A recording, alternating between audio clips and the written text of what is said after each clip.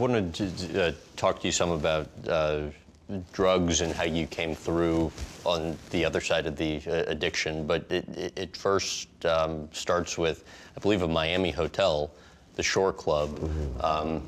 Tell about what you remember from your first experience with cocaine. Well, I remember it felt like sort of like orgasmic a little bit. But that's the one thing about drugs, is that like you chase the dragon. And anything that you become addicted to, you kind of looking for that first fulfillment of like the first time you tried it, the first time you had it. It's never gonna feel like that again. How about last time you used cocaine? I mean, I can't even remember. How hard was that? What, to give it up? Mm-hmm. I mean, it's easy. It's easy to be like, you know, when you. I don't want to worry about the last thing I did with somebody and like doing a drug like that. It'd take all the fun to be out of it because I'd be extremely paranoid. Who's seen me? Who's telling on me? You know what I mean? It's just like it's way too much to even go down that road again. So the last one in terms of stories was about the Love Ranch. How I fell into a coma. Mm-hmm. Oh, it's crazy because when I woke up, I was really confused because I know I didn't OD that night. I didn't sniff nothing that night. I damn sure didn't shoot nothing in my veins or anything like that. So I don't even know how they got it in me. But I do realize that it was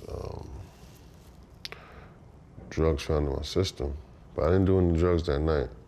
That's my, you know, the honest to God truth. Why do you feel so certain about that when you said, you know, the memory's not as good? I mean, well, I think I would know what happened that night. If that's the case, then this whole interview was bullshit, right? So when I woke up, they were like, you know, you overdosed. I'm like, overdosed for what? But I mean, I don't really remember anything. I was asleep. Why did the doctors tell people gathered at the hospital to prepare their last words to you? Because I was dead. What do you think changed in terms of why you were able to get through it, defying what the doctors thought was going to happen? Divine intervention, bro. I don't know. Like, I guess it just wasn't my time. I don't know. Maybe I'm here to share my story with people. I was trying to overcome loss, maybe overcome addiction, speak my truth, maybe to help people. What did the recovery process entail? It took a lot of therapy. When I woke up, I couldn't walk or talk. Like I could think of, say, hello, Graham. It's hard for me to explain like how that works.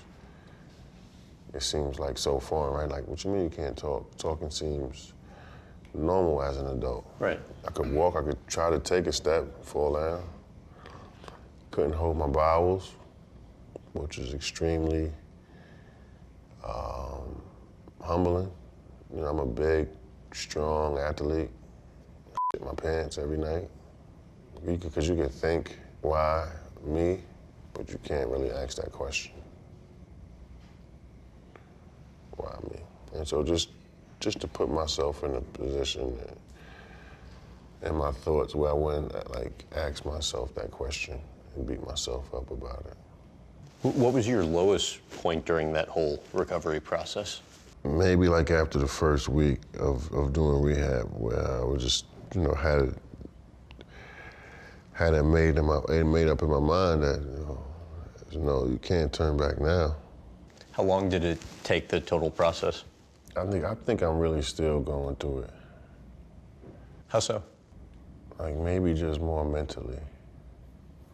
Like there was some things on the basketball court that I had that was so natural to me that I don't have anymore. Why do you think that is? I don't know. It could be a lesson in life.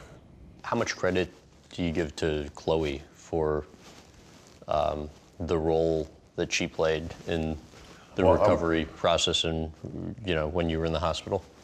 I mean, she was there for me and helping me get my memory back and help wiping my backside, things like that when I was really weak. But I'd be a fool to give her any of God's credit. You know, I mean, she didn't bring me up out of 12 heart attacks and 6 strokes. 12 strokes and 6 heart attacks. She didn't have nothing to do with healing me from that. But after I woke up, she was supportive. You've talked about separation, anxiety, depression, things like that over the years. How much of a difference did it make to you getting professional help? I think I'm still pretty much doing that. Whenever I tell my story, it works as a form of therapy for me. Does it? Yeah, I feel lighter and just don't feel like anything can hold me back. Feel less shameful. Feel a little bit more proud. I think maybe because so many people have written things about me before that were totally off. When somebody tells a story about you, it kind of takes the power of you telling your story away from you a little bit.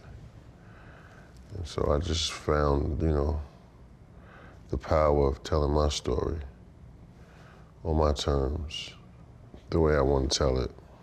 I think that's important for everyone to, find that voice to speak their truth. And